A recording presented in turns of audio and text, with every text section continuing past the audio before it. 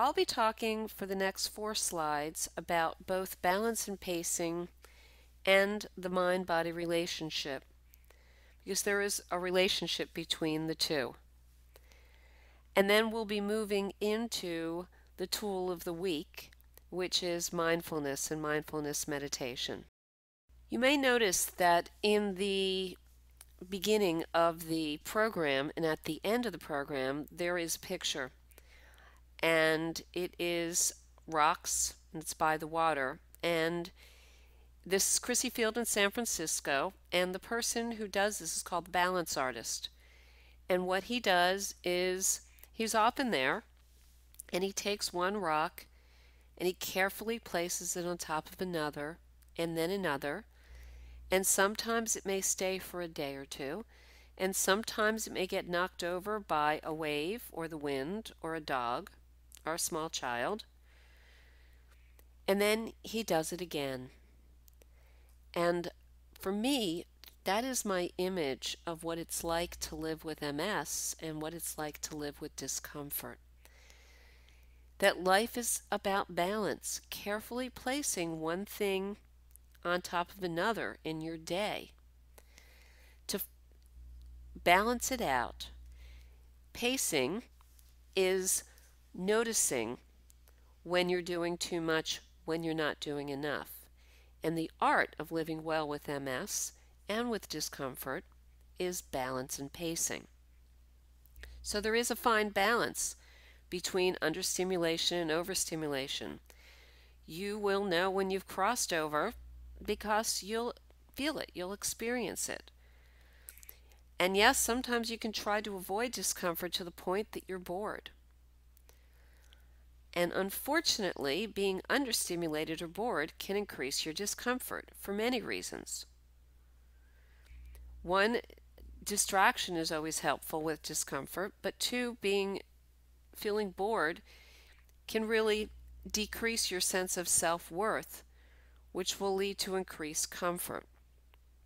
So it is important to be actively involved in something, to really get a sense of who you are and what you can do, something that's important to you, something that you can do even when you're uncomfortable or that you can do when you're more comfortable in an hour, in a day. It is very important to connect with others and to continue to challenge yourself to grow. It's part of joining in with life, and even though discomfort may feel like it has stolen a lot of your life away, or MS may feel like it's stolen a lot of your life away, we're going to steal it back. Completely avoiding stress or discomfort is not helpful. We've talked about that. But increasing your tolerance to both the stress and the discomfort and finding a healthy balance that works for you is very helpful. And when it comes to balance and pacing, just like the balance artist, you may need to adjust this hour by hour, day by day, week by week. There isn't a formula for this, but by getting to know yourself, you will know. You will know what works for you. You will understand your sense of balance and pacing. And I will help you understand a little bit more as we go along. What does this mean, increasing your tolerance to pain? Mostly what it means is that you notice it, but you're not reacting to it. And that's what I mean by tolerating it. And we'll talk much more about this. Just want to review a little bit about the mind-body relationship, since mindfulness meditation is definitely one of the mind-body tools. How we think affects how we feel emotionally. How we feel emotionally affects how we feel physically. We'll be talking about this a lot more next week.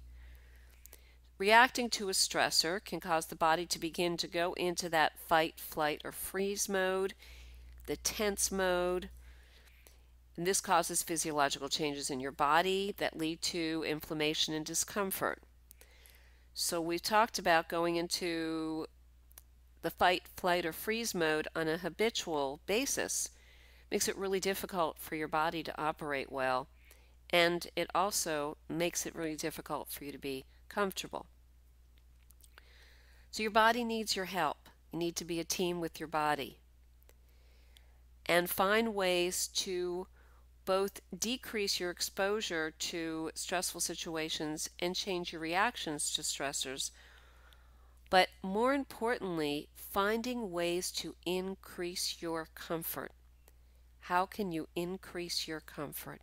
And that's all about what you're learning about in this program. Mind-body interventions, they're very well researched, as we talked about this, and you have a number of the resources and references in your handout so you can go and do your own investigation. They are known to be a very safe, effective complement to both medical and psychological interventions because there's no side effects here. Because we've already talked about, and you now know, that your mind and your body are connected, we want to learn to utilize your mind to help your body and how to move your body and utilize your body to help your mind. We talked about this with Words That Hurt, Words That Heal, and we'll be talking about this a bit more next week. So mind-body interventions help you to use your mind to produce desired physiological reactions such as relaxation, soothing, and increased comfort. That's what I talked about with the increasing tolerance. Even though you may be uncomfortable, you can use your mind to allow you to relax, even if you're noticing discomfort.